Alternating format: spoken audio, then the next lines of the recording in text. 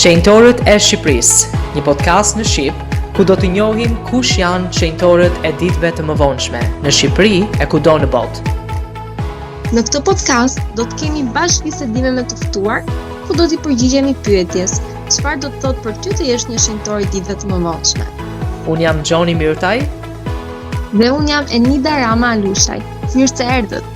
Le të fillojmë. Përshëndetje miq të dashur, mirë se keni ardhur në podcastin Shenjtorët e Shqipërisë, një podcast në Shqip ku do të njohim kush janë shenjtorët e ditëve të mëvonshme në Shqipëri e kudo në botë. Jemi tani në episodin tonë të 63. Ky është një episod tepër veçantë, mezi po presim që të njohim të ftuarin e radhës. Unë jam drejtuesi i këtij emisioni, Gjoni Myrtaj, dhe jam këtu së bashku me bashkëdrejtuesen Enida Rama Alushaj. Përshëndetje Enida. Përshëndetje Gjoni, përshëndetje dashur miq, jam shumë mirënjohëse që jemi në një tjetër episod, jam vërtet falenderuese. Ne ju ftojmë edhe ju falenderojmë gjithashtu që na mbështesni dhe ju ftojmë që të vazhdoni ta bëni duke parë videot që ne publikojmë vazhdimisht në YouTube, po dhe në kanalet e tjera Spotify, Apple edhe në rrjetet sociale. Edhe na shikoni sa më shumë, shikoni që të forconi dëshmitë tuaja edhe të njihni miqtë dhe shenjtorët e Shqipërisë. Patjetër, dhe thjesht doja të bashkohesha kësaj ftese për t'ju thënë që ne jemi duke pritur të ftuar të rinj, nëse ju jeni të interesuar që të merrni pjesë në këtë podcast ose njihni dikë tjetër që mund të ishte i ftuar këtu, ju lutem na kontaktoni në të gjitha rrjetet tona sociale, por gjithashtu edhe në emailin ton. Më shumë detaje për këtë do t'i ndajmë në fund të episodit. Nuk po marr shumë kohë, por Enida, mund të na bësh prezantimin e të ftuarit ton të radhës?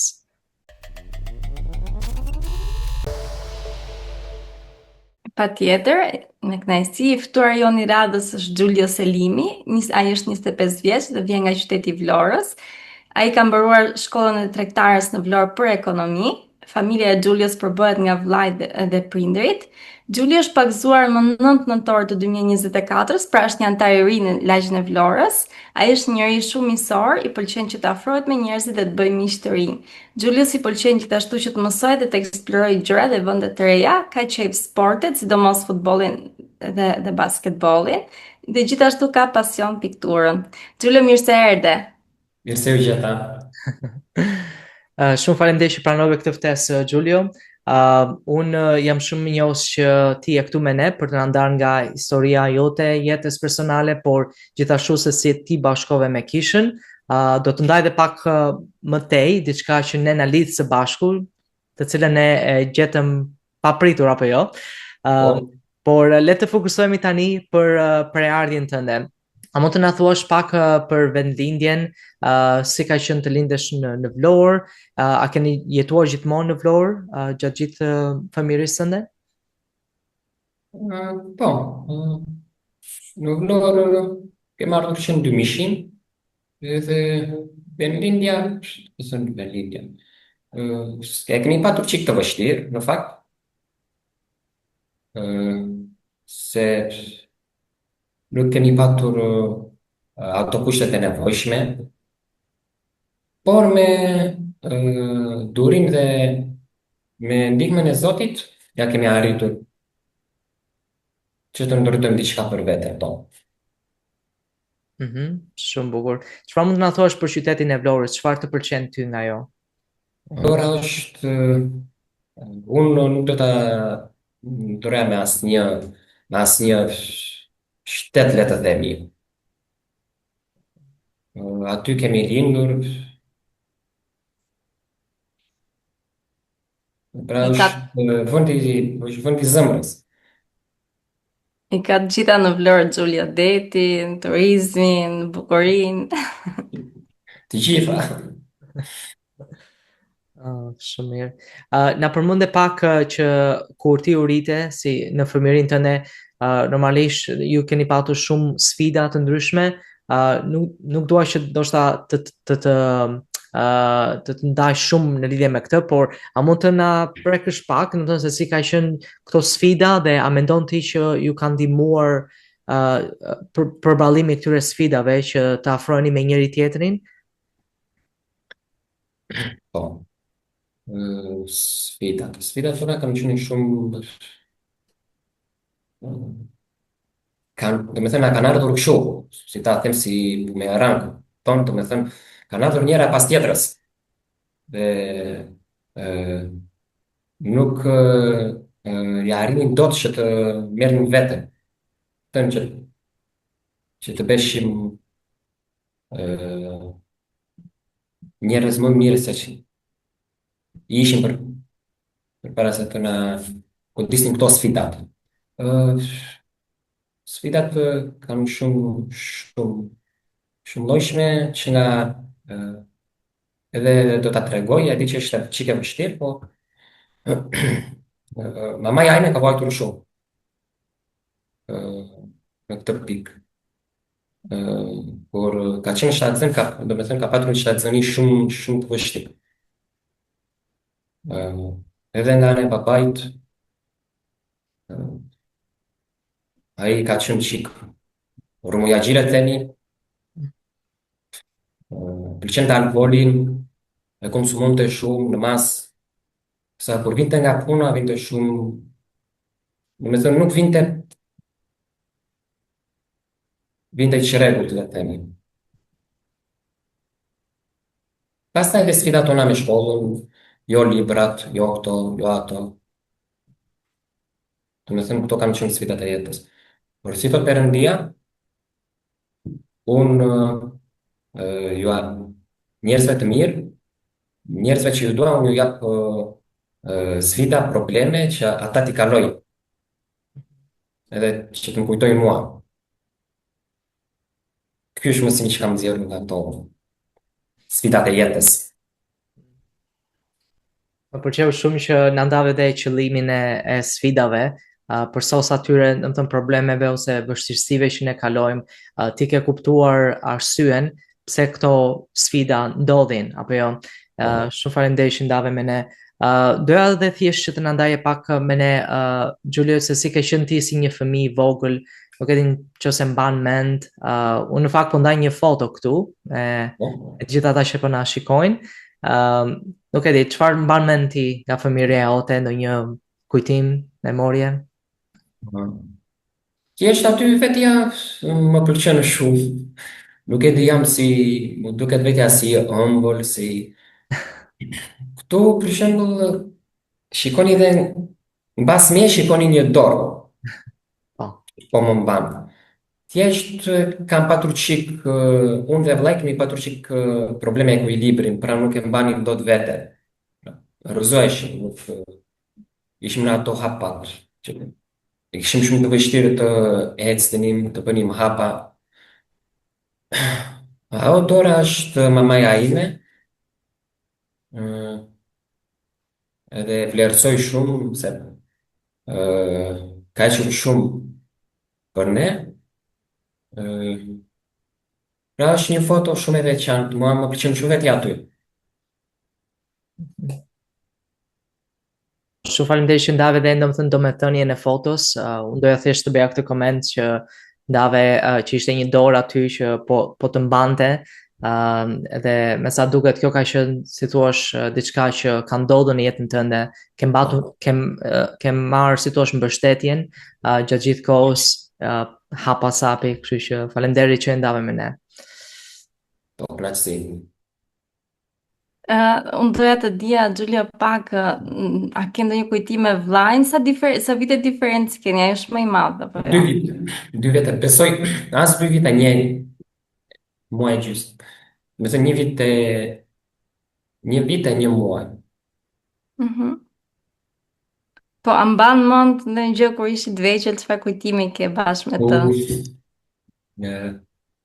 Unë nuk e di, ja kam turgar edhe vllajt Myrtajn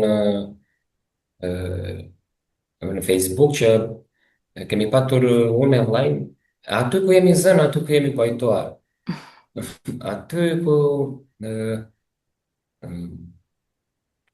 kemi qarë hallet bashkë, aty edhe jemi gëzuar. Më thënë, unë edhe tani sot e kësaj dite, në kish unë i them çdo herë kur na jepet mundësia që vim në kish, unë ja jap si porosi që më prit edhe mua që vi dhe unë, pra nuk e bëj dot rrugën vetëm. vetëm pa dhanë. Në Je, është rastësisht e tash kemi patur edhe gëzime dhe je shumë i lidhur me të. Më siç vjen, më vjen shumë mirë se jo të gjithë vëllezërit dhe motrat kanë një lidhje të fortë me njëri tjetrin, kështu është kënaqësi kur i dëgjon këto gjëra. deri tani shiqyr, pastaj më vonë si të gjithë. Jo, jo, nëse duket fillimi, dielli duket që kur lind, kështu që përderisa 25 vite i keni kaluar mirë, jam e sigurt që kështu do shkoni. Po na trego pak si e njohur ti me kishën se djalë i ri, më thënë të ri nuk është se tani në këto kohë nuk është se si thua kanë shumë vëmendje ndaj besimit, si u njohë ti me kishën? Kishën, unë më përpara frekuentoja edhe një kishë tjetër, po thjesht atje nuk e gjeja veten, nuk me anë të besimit tim, edhe nga to që mosoja unë atje, nuk ishte kishë e vërtet, ku veja u frekuentoja.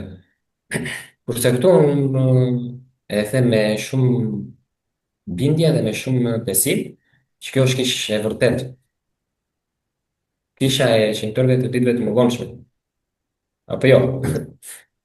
Edhe unë këtu jam njohur si që thash edhe e, në fillim që me anë të vllait. Ai ishte ai që e, më njohi me misionarët. Edhe ishte një ditë, teksa në vizituan shtëpinë, edhe më ftuan mua në një bashkë bisedim me vllain. Edhe thash pse jo? e, që di dhe unë që për Perëndin, për atin tonë qiellor, edhe më pëlqeu shumë bizeta që bëm. Edhe më ftuan në barin të mësimit, më, më bën ftesën që të vija në kishë, që ta frekuentoja dhe unë kishën dhe të shikoja, të dëgjoja, pse dhe jo të mësoja për, për ato bizeta, për ato mësime që peshin në emrin e Jezu Krishtit. Edhe A, kështu, ke dashur të mësosh për Ungjillin? unë gjithin Shumë. edhe, po edhe për planin e Perëndis. Po tjetër, po. Ti the që po një edhe një kish tjetër, po çfarë ta mbushi mendin që të pagzohesh?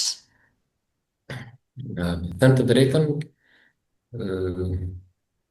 në fillim nuk isha shumë, dhe me thënë, si, isha si qik si, si çdo njeri, që është mos është në një kujtjet, nuk e kam dëgjuar shumë për bagëzimin, për andaj. Dhe me thënë të drejtën, mos e kisha qik si këshu, si penges, toni edhe, por me kalimin e kohës, ma mbushën mendjen misionarët, u zura që më ngushtë aty pastaj edhe.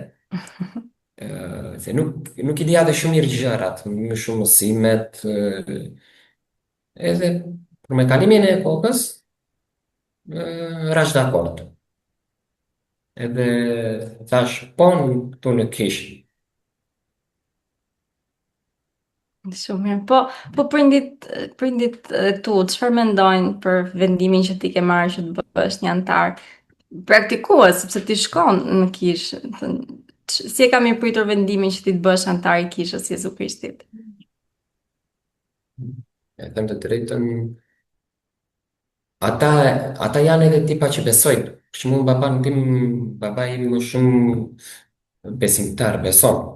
Po thjesht nuk vinë në kish, nuk edhe pse kanë bërë përpjekje misionarët edhe neve bashkë, edhe Peshkopi i Vlorës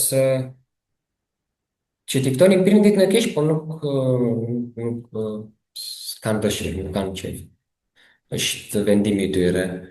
Edhe ata si çdo prind besoj e kanë marrë çik me kështu, domethënë me e si ta them, e kanë çik mundjen tek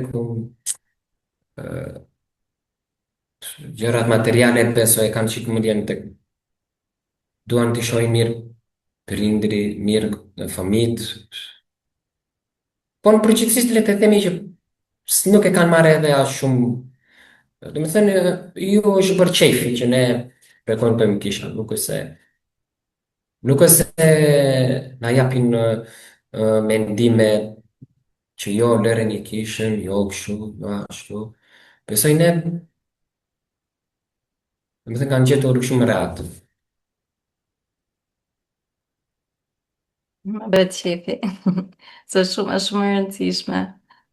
Më duke pak a shumë e njëjta si thua situatë kur unë bashkova dhe me kishën, sepse nga ana e prindërve unë pata pak a shumë një aprovim, por nuk ishte edhe si thua shumë suportuese, sepse ata vjen nga një kulturë tjetër, nga një histori tjetër, kur besimi në atë kohë kur ata ishin të rinj, nuk ishte e lejuar apo nuk ishte dhe aq e zhvilluar se sa është tani.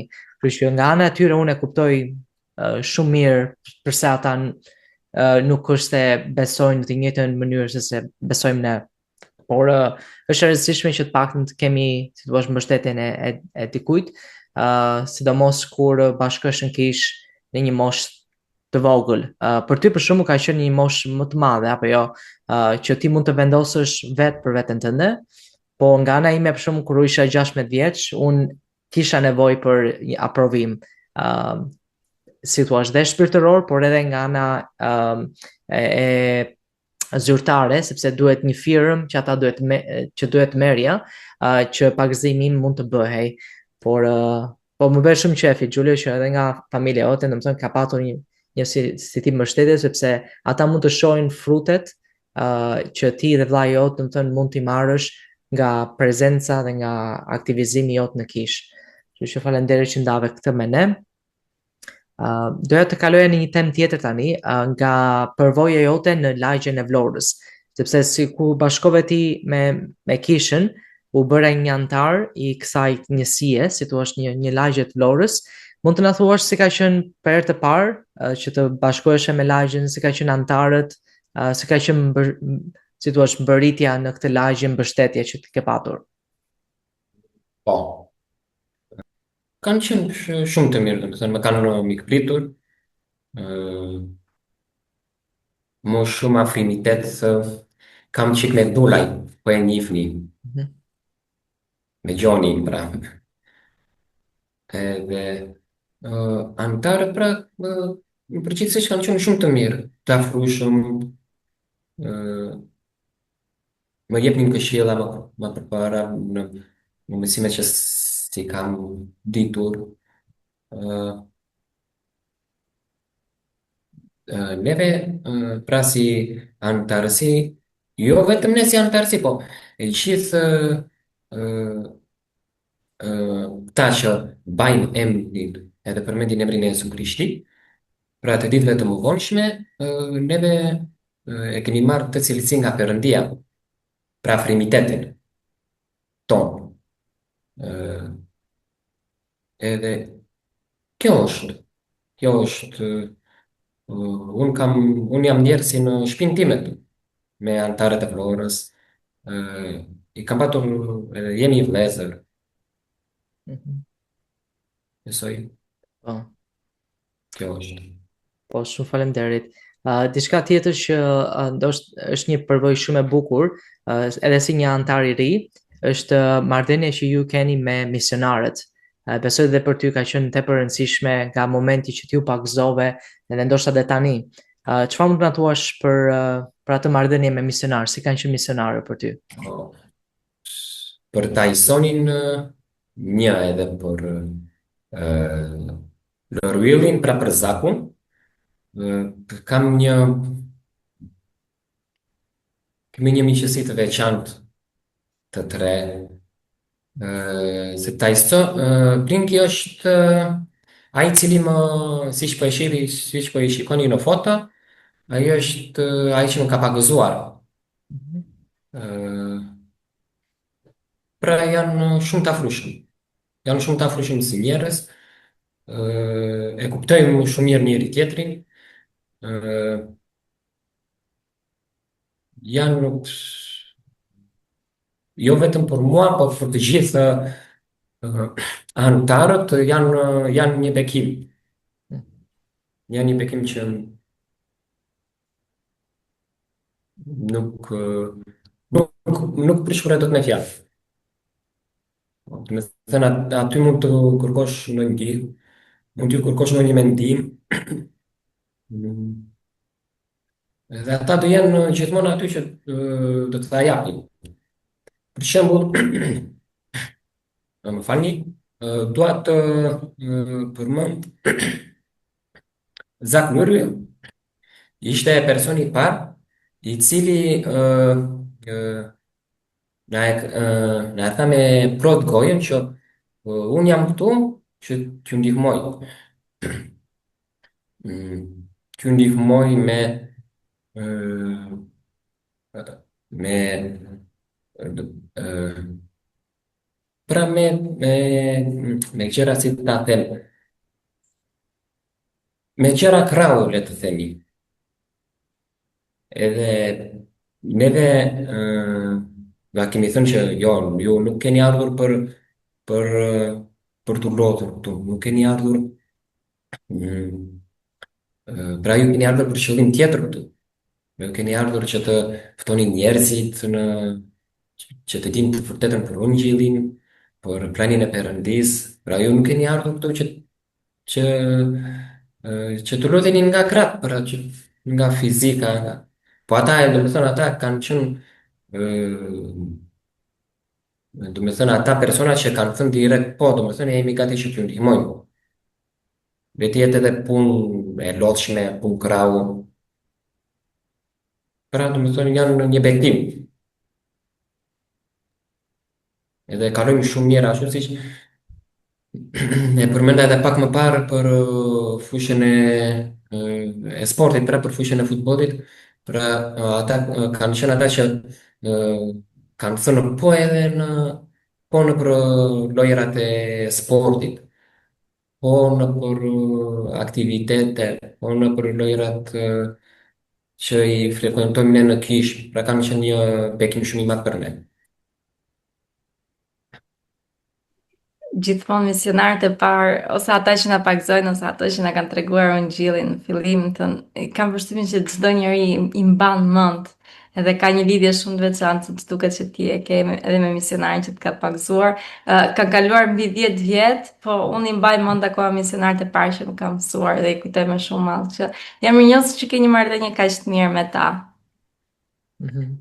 Po, Po, shumë e vërtetë. Dhe unë mund t'i shtojmë kësaj që misionarët patjetër shërbimi që ata bëjnë është mbreslënës dhe ka një efekt në ne që edhe kur largohen, ne mund të mbajmë ato marrëdhënie së bashku prej shumë vitesh, sepse ata mbeten persona shumë të rëndësishëm në jetën tonë. Kështu që më bëhet shumë qejf që edhe ti ke patur një marrëdhënie shumë të bukur me misionarët. Do të të pyesja Giulio tani në lidhje me thirrjet, mund të na thuash pikë së pari, a ke ndonjë thirrje aktualisht? thirrje, jo. Po me kalimin e kohës, do po të më jep po të më po të më jepet mundësia, pse jo? Mhm. Pse jo? Do të thënë deri tani jam në procesin e bekimit të sakramentit në ato fushë. Edhe këtë të diel do mbaj edhe një bisedë, Mhm. bisedën e dytë. Sa bukur, tani që është fillimi ti mban mend kështu me detaje. Por ti je antar i ri, kështu që normalisht nuk e pas mundësi që të kesh shumë thirrje për të shërbyer, por që mos haro edhe shpërndarja e bekimit sakramentit, kjo është një gjë shumë e rëndësishme, ti bekon ata të tjerët, edhe kjo është një thirrje, edhe pse jo zyrtare, domethënë edhe pse nuk e mbështetur, kjo është një thirrje shumë e rëndësishme, kështu ti je duke shërbyer. Po çfarë mendon ti për shërbimin në kish?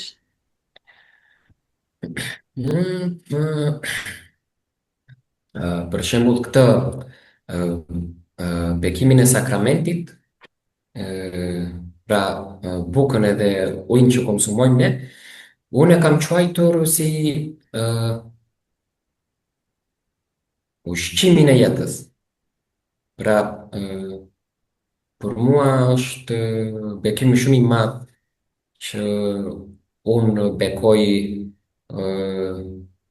bekoj atë bukë, atë, të me thënë, bukën unë, buka është mishi i Jezu Krishtit, uji i gjallë që ai derdhi për ne, për vuajtjet tona. Edhe pse mos të shërbej unë, pra, kur ai ka shërbyer për ne, pra. Me thënë, kjo shërbes që bëjmë ne nuk krahasohet me shërbimet që ka për Jezuji. Jezuji është njeri përsosur, është një përsosur, është pra shërbesa. Shërbesa pra si që thash është një bekim. Është një bekim shumë i madh për ne, për ata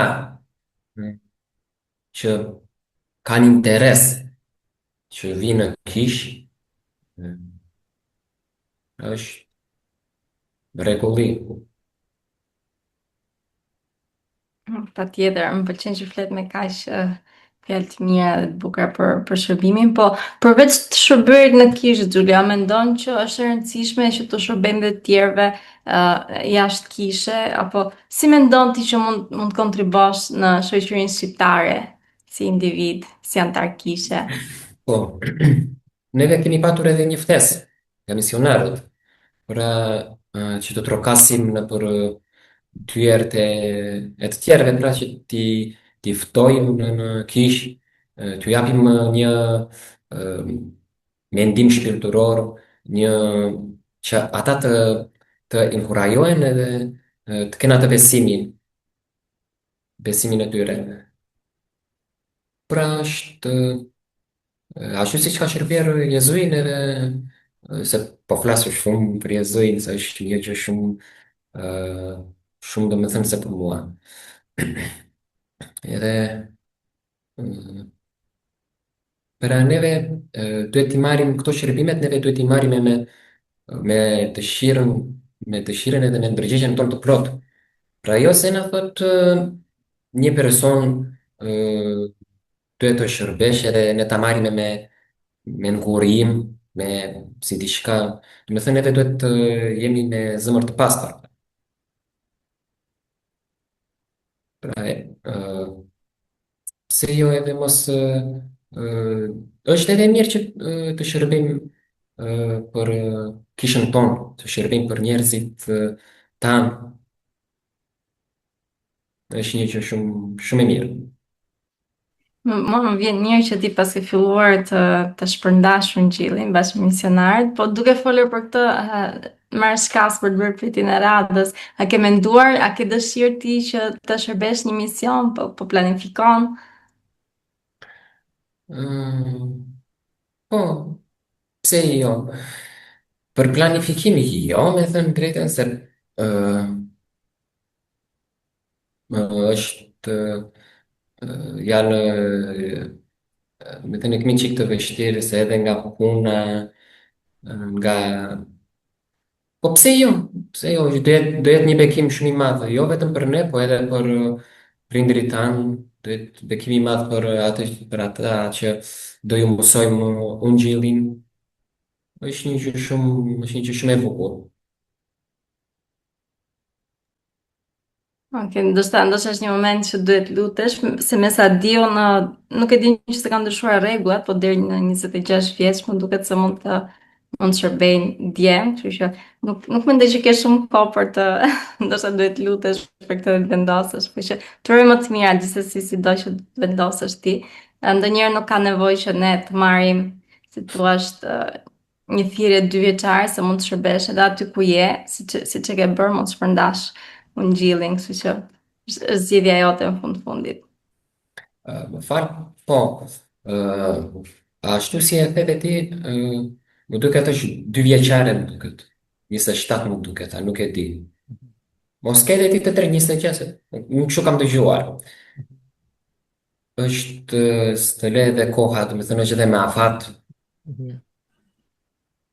Po, Ashtu siç tha dhe Nida, mundësitë për të shërbyer janë të plota, kështu që ne kemi besim të plotë që për ty do të vi mundësia, ndoshta një mundësi e veçantë për të shërbyer në çfarëdo lloj kapaciteti aty në lagjin e Vlorës ose në një vend tjetër, kështu që pa problem. Doja që tani të ndajmë në një temë tjetër, Giulio, dhe të flasim për shkollimin tënd. Ti na përmende që ke studiuar në shkollën tregtare, për ata që se din shkolla tregtare është pak e veçantë, sepse nuk është njësoj si shkollat e mesme ku studimi është më general, më si thua e përhapur, është I më përgjithshëm. po, faleminderit për fjalën përgjithshëm, ndërsa në shkollën tregtare është më thelbësore apo jo? Mund të na ndash pak me fjalët e tua që si ka qenë studimi në atë shkollë dhe për lëndët që ti ke studiuar. Po, për ne ka qenë shumë mbështetje e madhe shkolla. Edhe profesori kujdestar, ka qenë shumë i dhënë në këtë punë, pra në kujdesin tonë. Ka qenë shumë e mirë shkolla në përgjithësi, se po e lam përgjithësëm, kishim edhe një vit për ta mbaruar, aq na u dha mundësia. Dua të përmend edhe, nëse është e mundur nga ju, edhe largimin nga shkolla. Largimi nga shkolla nuk është se nuk kemi patur mundësi ekonomike apo si ta them, po thjesht nga ca njerëz të papërgjeshëm, le të themi, domethënë kemi patur një forkim, le të themi, me bashkëmoshëtarët tanë, dhe kjo ishte arsyeja e largimit nga shkolla. Po, ti në fakt Giulio na ke përmendur dhe nuk e di nëse ndjesh rehat që të na flasësh pak më shumë për këtë, por që ti ke qenë pjesë e bullizmit, e cila është një gjë shumë e përhapur, jo thjesht në Shqipëri, por në të gjitha vendet e botës. Është diçka që flitet shumë tani më, nga që ndikon shumë në gjendjen tënde emocionale, mendërore. Mund të na thuash që si e ke përballuar ti atë pjesë të vështirë të shkollës?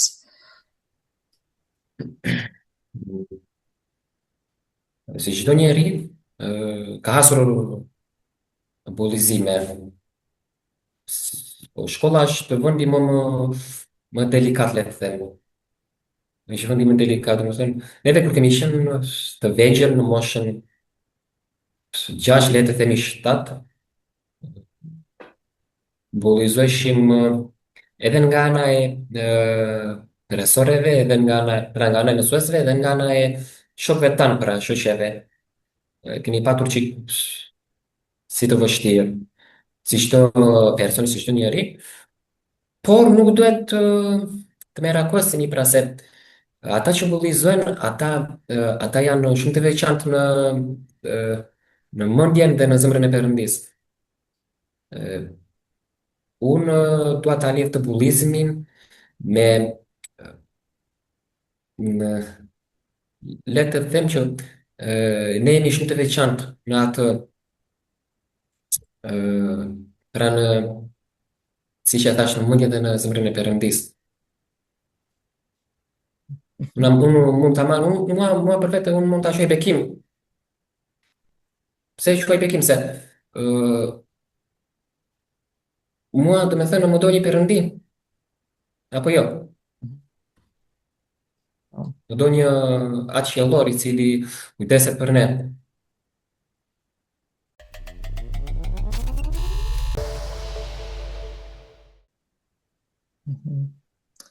Është një mesazh shumë i bukur ky, Giulio, që duhet të vërtet të shikojmë si thua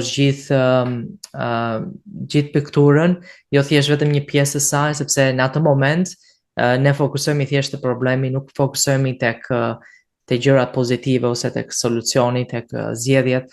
Pra është shumë e rëndësishme, siç the ti, që të dimë që një atë qiellor na do Dhe pavarësisht se çfarë njerëzit mendojnë ose bëjnë, dashuria e Perëndis është më e madhe, më e rëndësishme dhe më e fuqishme, do thoshja. Kështu që faleminderit për kurajin që ti ke patur edhe për guximin, që të përballosh ato vështirësi.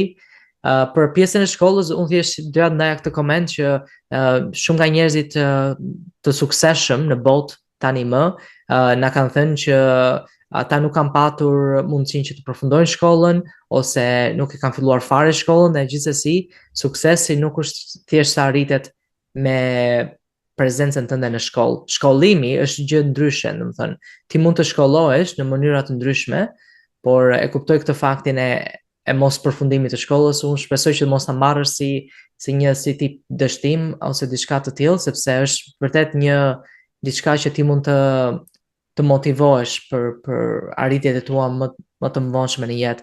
Dhe me qëra fjala, çfarë ke ti dëshirë që të bësh në jetën tënde? Ke ndonjë profesion, diçka, nuk e di, pasion për të bërë? Unë ka shumë të mëdha. Ë, pra, ashtu siç e dini dhe ju, unë kam shumë pasion shumë pikturën. E diskutëm edhe pak më parë. Ë,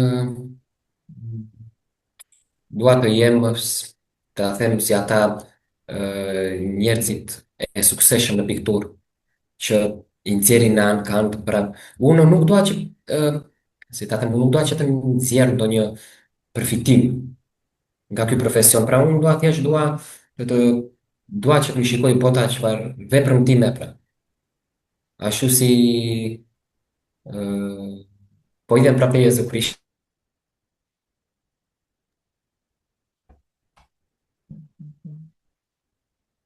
fjalët e tij, predikimet e tij, edhe pse ashtu pra ku janë tek Jezu Krishti, ashtu si ashtu dua dhe unë të lë diçka për veprën time, le të themi. Se Perëndia ato don nga ne që ne të shfaqim talentet tona. Kemi patur edhe në kish të shfaqjen e talenteve. Edhe është një bekim për mua, shumë i madh. Edhe ju a premtoj që do bëj një skicë të Jezu Krishtit edhe do ju a dërgoj me qitë qefin. Shumë faleminderit, unë uroj që ti ta zhvillosh të talent dhe pse jo të bësh një piktor i famshëm e të dëgjojnë pastaj emrin tënd. Po, Xhulia, mendon se hobit që ne kemi dhe Zoti na ka dhënë një mënyrë se si Zoti na tregon që ne duhet ndalojmë edhe të përjetojmë gëzimin?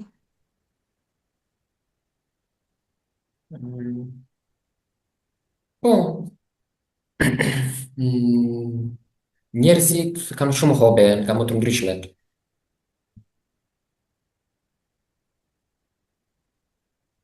Po, kur mendoj që kur përpiqemi të krijojmë apo kur bëjmë diçka të bukur dhe Zoti është i kënaqur se kjo është një nga edhe atributet nga cilësitë e Perëndisë, ai ka krijuar tokën, kështu edhe ne arrim të krijojmë, ti arrin të krijosh pikturë, dikush një poezi, dikush gjëra të bukura që edhe ne bëhemi në një farë mënyrë zhvillojmë të cilësitë që Perëndia ka duke krijuar dhe e shijojmë, përjetojmë gëzim nga krijimet tona.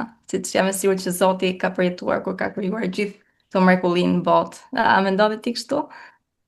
po, po, ashtu si e përmendet e ti motra Enida, është Perëndia ka bërë, dhe me thënë, kjo është cilësia e Perëndisë, talenti. Neve që e trashëgojmë të talente kemi trashëguar nga Perëndia. Që si e përmendet e ti, ai e ka shfaqur atë talentin e tij në bërjen e tokës, në bërjen e universive, në bërjen e planeteve, e yjeve që shohim ne, të diellit pra. Unë kur shikoj diellin për shembull e shikoj drejt në sy, mendoj që aty është Perëndia, i cili na bekon nga lart. E vërtet. Duke folur për universin, për tokën e mrekullitë e botës, do doja të dija, ke qef që të udhëtosh dhe të vizitosh në ndonjë vend të botës? Po, pse jo? Një kam uh, kjo është një një është një dëshim nga ana ime. Uh, Pse mos të jam eksplorës shumë edhe i pyjeve pra, të shikoj çfarë ka, pra të shikoj krijimin e Perëndis. Shumë bukur është që mendoj që kur udhton, kur viziton dhe të bukur është një farë mënyrë që të mban gjallë të jep shërbim të ri. A ke ndonjë vend specifik apo ku të jepet mundësia të shkoje? Tani më vati në mendje për shembull përmenda pyllin. Pse përmenda pyllin? Se vati në mendje në mund të përmend edhe Amazonën për shembull. Do të thënë jam edhe shumë i bas këtyre mistereve. Jo jetojnë një civilizim tjetër nga ne, eh, jo ka gjallësa që neve nuk për shikimin tonë edhe për mosdijen janë shumë të mistershme nga ato që si kemi parë. Ne tani donim të flesim pak për jetën tënde, ndoshta ne e cilësojmë si jetën romantike, por nuk e di a ka Giulio një jetë romantike, a ke ti ndonjë person në jetën tënde të cilën ti bën takime, mund ta shohësh si partner të jetës? Uh, po, dashuria është themelore, pra dashuria është dashuria është hyrni, është po, të kthem përgjigje pyetjes tënde. Jo, me thënë të drejtën deri tani, po i marrim çik gjërat më shtruar. Pra, jam çik më i fokusuar tek pra unë dua që ti krijoj kushte familjes, nuk pa kushte besoj nuk është çik shumë e vështirë, sidomos në Shqipëri. Po kam patur lidhje, po, lidhje romantike.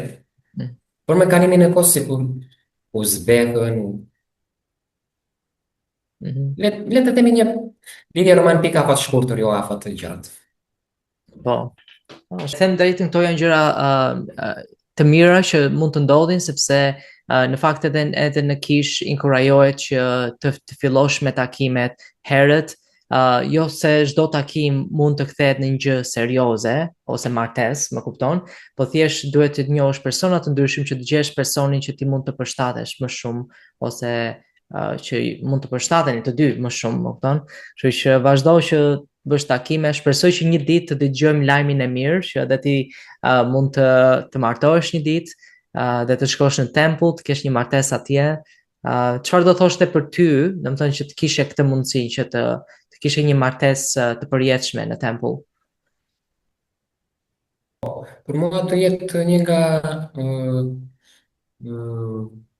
bekimet më të mëdha që të martohem në tempull.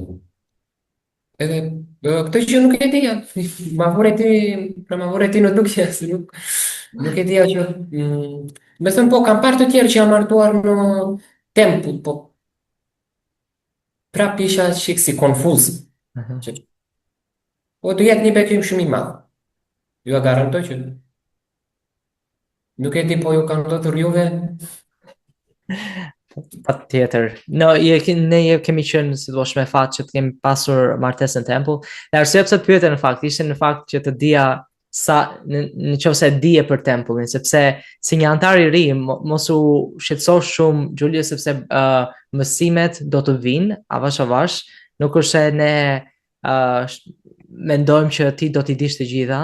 Edhe unë kur bashkoha me kishën, më thënë, kisha shumë njohuri që nuk i dija pas disa vitesh më të më erdhen, kështu që pa problem fare, po, për t'i përgjigjur asaj që ti the, tempulli është vendi ku jo thjesht bëjmë martesa, por bëjmë edhe ordinanca tjera. A besoj ke patur mundësinë që të shkosh në tempull deri tani? Po edhe unë këtë do përmendja. Po prisja së mbaroje. Po, në nëntor e kemi atë datën për të shkuar, nuk e di 5, më duket 15, nuk e di saktësisht datën, por se ti angazhimi i punës, Mhm. besoj se si që dini, fabrikat fasionerit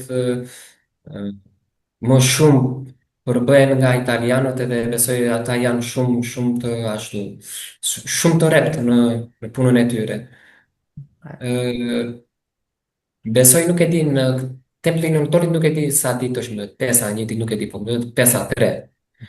Edhe kemi vendosur edhe më përpara kur ishin po i njihni çiftin Thompson, besoj i njihni. Po, unë i njoh. Po njerëz shumë të mrekullueshëm, ne kemi patur shumë shumë bekim Mhm. që na erdhën edhe kemi bërë mësim me ta kemi. Edhe me ata e kishim në prill nga diçka e tillë në prill të 2025-s. Unë nuk u bë, besoj në shkallku i punës, shkallku i... Edhe për nëntori nuk e di, po do përpiqemi që Mhm. të marrim leje, besoj 5 ditë, 6 ditë, një javë le të themi, Mhm. me me besim në Zot, besoj. Po, e the shumë bukur këtë të fundit me besim në Zot, dhe sepse nëse Perëndia do që ti të jesh atje, ai do të bëj të pamundurën që ti të gjesh një mundësi për të shkuar, sepse e kuptoj që vështirësitë e punës, por me Perëndin asgjë nuk është e pamundur dhe mendoj që ai do të ndihmoj ty të shkosh atje. Unë shpresoj, unë nuk do të jem atje, po kushdo që të jetë atje, shpresoj që të ndihmoj, që të shpjegoj disa gjëra të tempullit, por do të jetë një eksperiencë shumë e bukur për ty, si për herë të parë. Kështu që mezi po pres që të dëgjoj nga ana jote se si ka qenë ajo eksperiencë kur ta vizitosh tempullin. Po, do jetë kënaqësi. Po, Do ta ndaj dhe me ju. po mezi po presim. Giulia, mund të na thuash gjithashtu se si ti sepse dim që ti ke një marrëdhënie shumë të ngushtë me familjen tënde, pra me vllajën e prindërit. Si ka qenë kjo marrëdhënie, më thëmë, se ka qenë kaq e ngushtë dhe bekimi që ti ke patur gjithashtu që ti ke jetuar me familjarët e tu gjatë gjithë kësaj kohe. Edhe çfarë mund të na thosh çfarë është bekimi që të jetosh me familjarët e tu? Po, ë, për mua një në pra ashtu si e përmendë ti, rahatia në familje për mua është një bekim. Përse, sepse më të veçanta për mua personalisht më bëjnë shumë kohët, edhe kohët, do me thënë edhe kur kam dojtur kot me ta. Ton, toni kur kam bërë një muhabet të shkurtër me ta, për mua ka qenë shumë bekim i madh. Ë, Bajmon për shembull do ta përmend edhe tani me ju që më përpara kur ikte energjia për elektrike dhe rinin në rësirë ndezin një shirinj aty edhe uleshim në krevat pra në divan edhe luanim pra luanim letra, lojra të ndryshme edhe kjo e bën më të veçantë për mua. Do thënë aty ku ndjesh i sigurt është nuk përshkruhet. Për mua prindrit janë një bekim shumë i madh. Jo vetëm për mua, por për çdo person, për çdo person i jetën. Po, një foto shumë e bukur. Ke shumë të drejtë, prindit janë bekime dhe më vjen mirë që ju keni kujtime foto me prindrit. Unë e dallova kush je ti, po të mban babi në krah. Po shumë bukur. Jo të gjithë janë me fat që i kanë prindit faktikisht, kështu që është bekim me të vërtetë ky, shumë i madh. Po, një bekim Okej. shumë lumne që i kemi. E vërtet, e vërtet. Uh, Do doja tani të kaloj një temë tjetër për të jetuarit e Ungjillit Jezu Krishtit. Do doja të na përmendje të na thoshe një pjesë të Ungjillit që ka pasur më shumë domethënie në jetën tënde dhe pse ka qenë kështu. Do ta nis që nga pakëzimi im. Pra, si që e përmenda edhe pak më parë, unë kam qenë diçka çik kështu si konfuz. Do të thënë, nuk ndjesha gati që të merja emrin e Jezu Krishtit në vete se mos mos është pa siguria që se mos i bëj gjërat se mos mërzis Jezu Krishtin, mos mërzis misionarët, pra mos mërzisja peshkopin edhe të tjerët.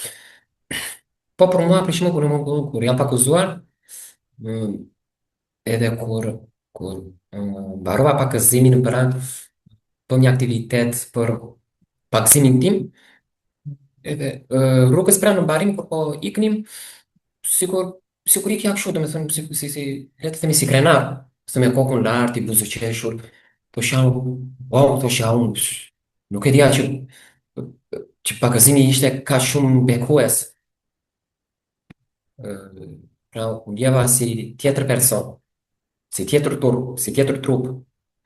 Ëm, Edhe një nga bekimet pastaj që është çik më i veçantë për mua, ka qenë kur kisha bisedën e parë, do ta ndaj me ju, kisha bisedën e parë edhe nuk e di sikur nuk ndjesha mirë. Dhimbje stomaku, si lëmsh në stomak, edhe bëra një lutje para 4 ditësh që kisha bisedën, ë, i kërkova Atit Qiellor pra që të më çlironte nga kjo pengesë, nga kjo dhimbje stomaku, nuk e di, sova një dhimbje stomaku, nuk e di, sikur më ngacmonte, më shirte. Kur befas, lutja pati efekt.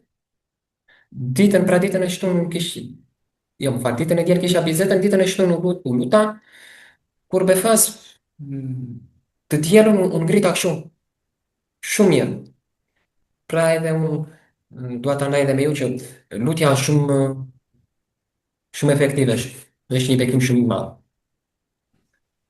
Po, unë mund të dëshmoj për këtë, Giulio, sepse unë isha atje në fakt. Unë dëgjova bisedën tënde gjatë vizitës time në lagjen e Vlorës edhe u befasova shumë. Ne nuk njiheshim para atij momentit, edhe mendova që ti ishe në një antar prej shumë vitesh aty në atë lagje, po kur mora vesh që ti ishe pakëzuar në nëntor të vitit kaluar, isha befastuar nga mënyra se si ti flisje, dëshminë që ti ndave, dhe se sa njohuri ti kishe me kaq pak muaj që ishe e pakëzuar.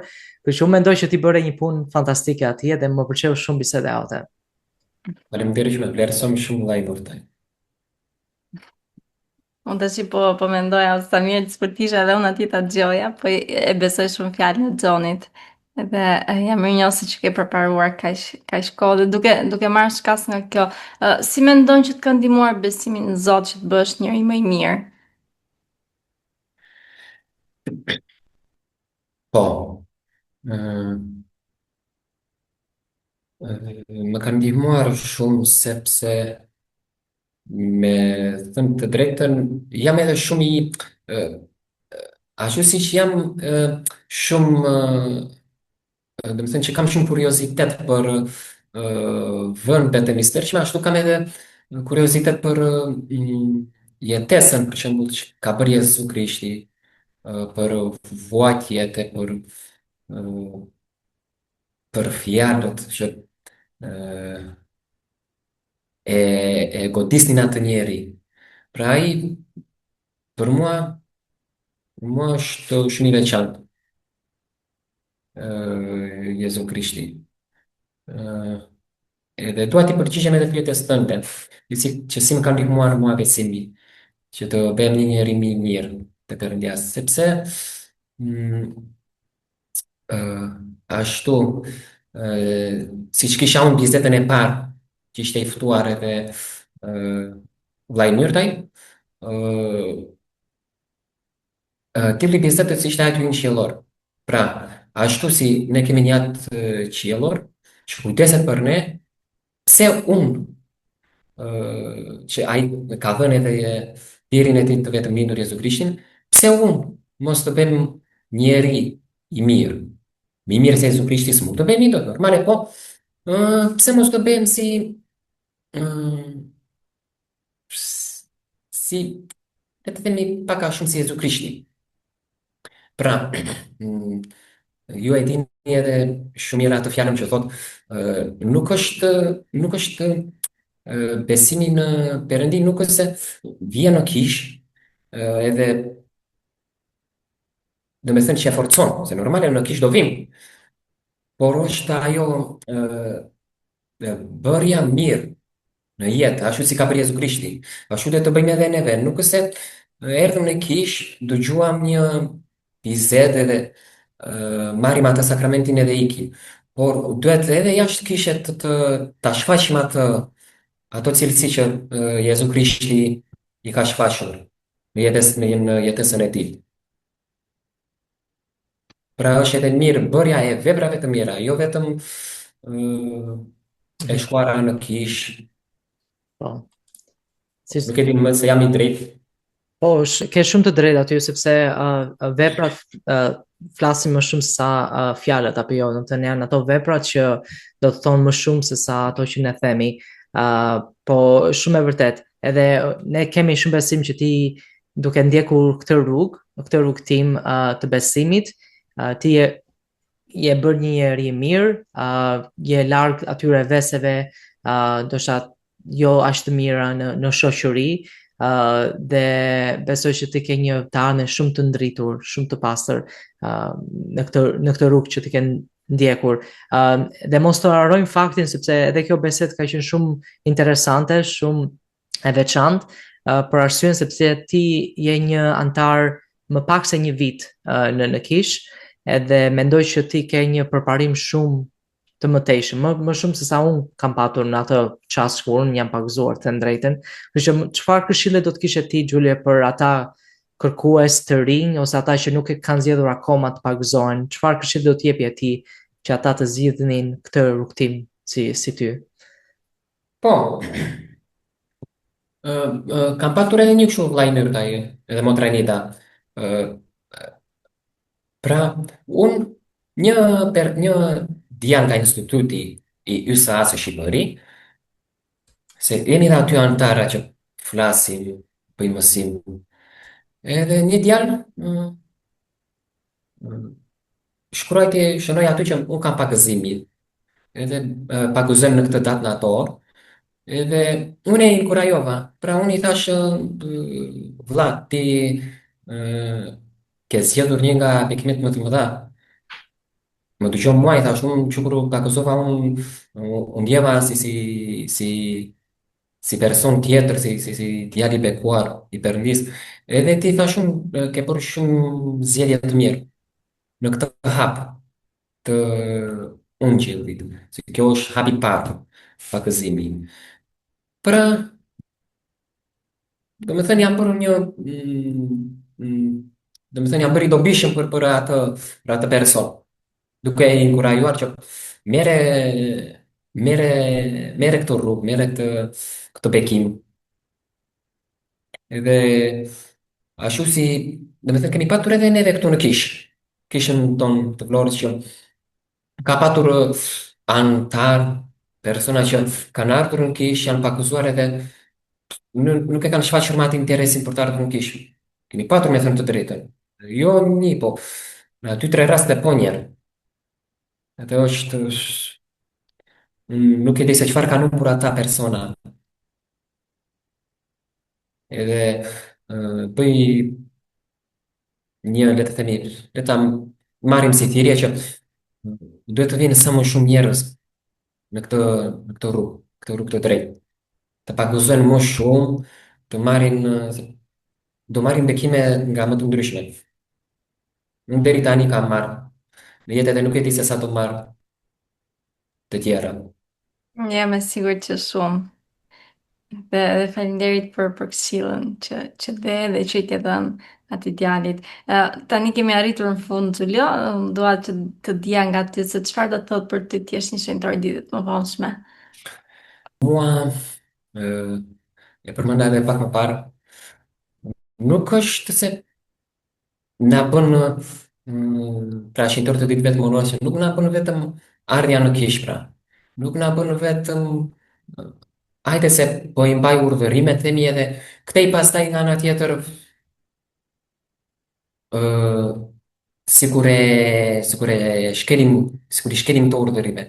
Jo, unë them që duhet të vim me zemër të pastër tek Perëndia, duhet të vim me zemër të pastër në kish, nuk është vetëm ardha jon, as e morëm vetëm neve pjesë në kish edhe ua se do iki. Jo, është ajo edhe vepra që ne lëm tek tjetri. Se tjetri nuk do ketë atë ngrohje, atë besim pastaj.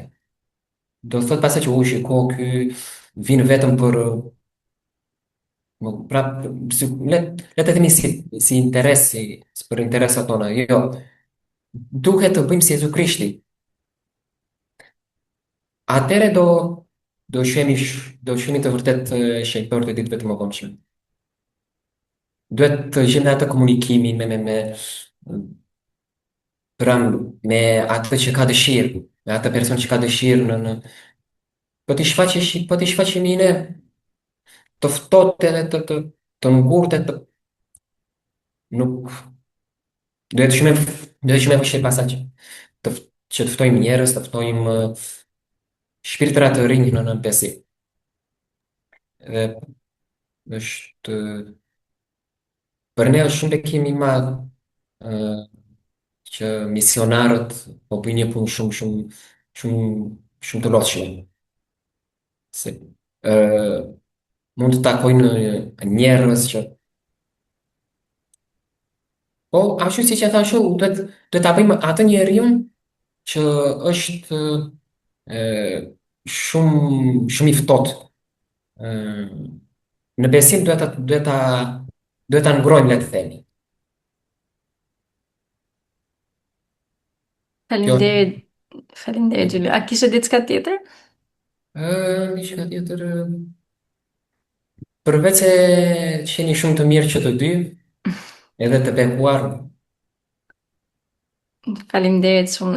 Unë e vlerësoj shumë besimin që ke, dukesh djalë shumë i mençur për moshën që ke dhe duket që ke shumë dashuri për tjerët, edhe sidomos për Perëndin, për Jezu Krishtin.